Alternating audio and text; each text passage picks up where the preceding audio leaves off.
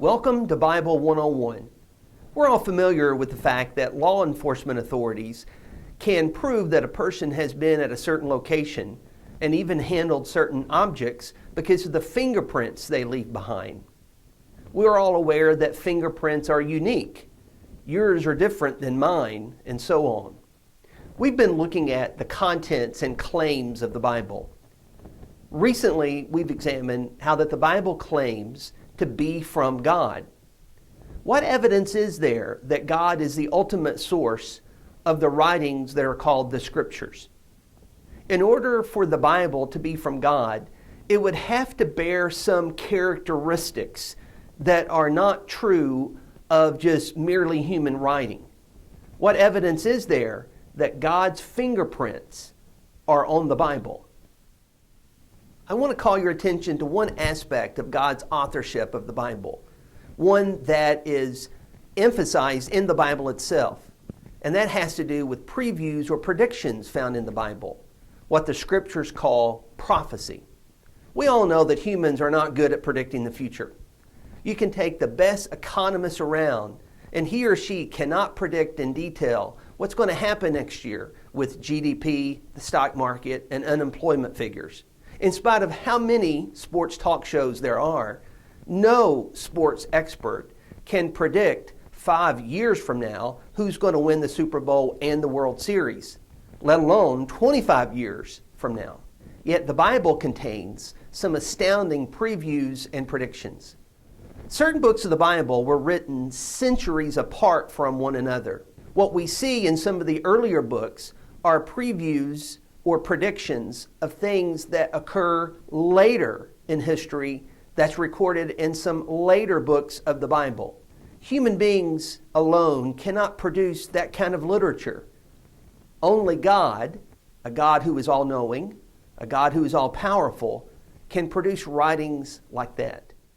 I would like for you to consider one example of these previews. They're called the Messianic prophecies.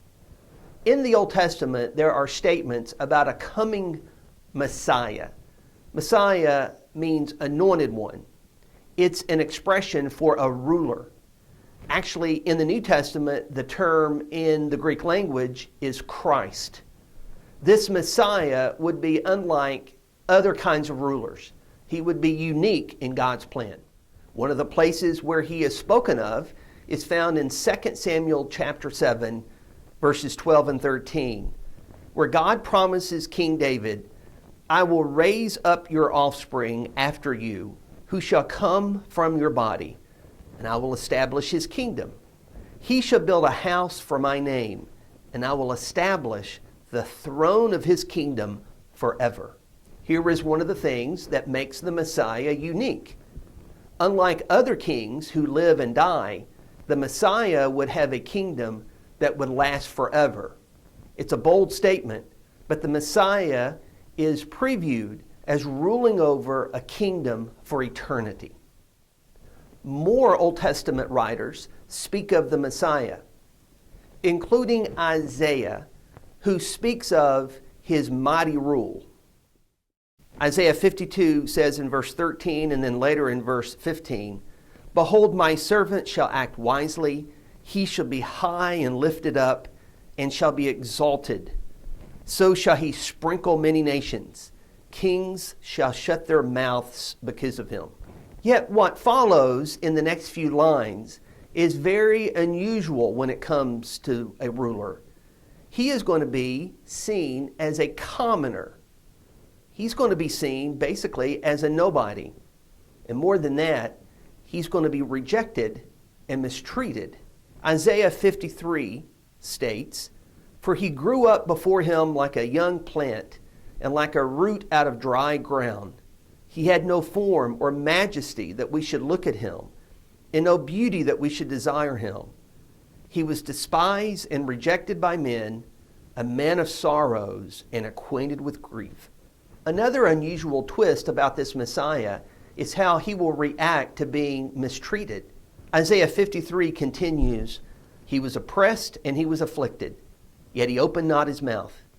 Like a lamb that is led to the slaughter, and like a sheep that before its shears is silent, so he opened not his mouth. Isaiah even writes about events and people connected to the Messiah's death, where he states in Isaiah 53 verse 9, "And they made his grave with the wicked and with a rich man in his death, although he done no violence and there was no deceit in his mouth." What does all this mean? Throughout the Old Testament, there are these bits and pieces of previews about the Messiah. It's much like a jigsaw puzzle. When all the pieces are just laid out, it looks like a jumbled mess. But then when you begin to fit the pieces together, you can see a uniform image. So it is with the Bible. When you take the Old Testament previews and predictions about the Messiah, who in the New Testament writings is called the Christ, then all these pieces come together and they form one image, the image of Jesus. Yes, the things said about the Messiah align up exactly with the Jesus of the New Testament, who is called the Christ. In light of what Isaiah previews about the Messiah or the Christ, this is what the New Testament records about Jesus. Jesus was a commoner who was rejected and mistreated, though he was innocent and claimed to be from God. Even under the harshest of punishments, Jesus endured it all patiently. And Jesus was crucified between two wicked thieves and was buried in a rich man's unused tomb. Some of the things recorded in the New Testament about Jesus were under his control or the control of his followers. However, things such as the background of his parents, how his enemies would treat him, and who would be connected to his death and burial were certainly beyond the control of Jesus if he was merely a man. No human can control those kinds of details about their life. No one can do that, and no one can predict that unless God is involved. And here is a great question. How far apart were Isaiah and Jesus? How long had the writings of Isaiah been around before Jesus came to earth? About 700 years. This sampling from Isaiah is only one of many examples in the Old Testament of previews and predictions about the Messiah or the Christ and how that they line up exactly with the Jesus of the New Testament. What's the conclusion from all of that? It's that God is behind these writings. Only God can know such details about a person's life centuries before they exist. The conclusion is that the Bible has God's fingerprints on it. To consider more evidence that God is the source behind the writings of the Bible, view the next installment of Bible 101.